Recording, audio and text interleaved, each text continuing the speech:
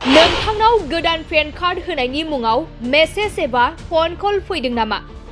जुदि नोंथांनाव गोदान पेन कार्ड होनायनि मुङाव मेसेज एबा फन कल फैदों, अब्ला नोंथाङा खैफोदाव गोग्लैनो हागौ। हादरनाङैनो सांग्रां जा। पेन 2.0 नि मुङाव नोंथाङाबो थगायग्राफोरनि फान्दायनायाव गोग्लैनो हागौ।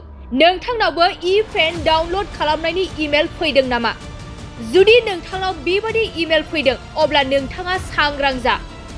नोंथाङा बे इमेलनि सायाव फिननाय होयोब्ला एबा बे नोंथांनाव फैनाय लिंकआव थुयोब्ला खैफोदाव गोग्लैनो हागौ।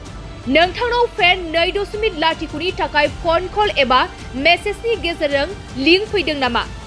जुदि नोंथांनाव बेबादि लिंक फैदों आरो नोंथाङा बे लिंकआव थुयोब्ला 1 सेकेन्डनि गेजेरावनो नोंथाङा गासैखौबो खोमानानै लानांगोन। आयकर बिफाना हादरनि सुबुंफोरखौ सांग्रां जानो बोसोन होदों। पेन कार्ड बिगोमाया जेबो गोदान आर'जलाइ होनाङा, जेबो गोदान फोरमायथि जमा होनाङा। आयकर बिफाना OTP नागिरनानै जेबो मेल हरा।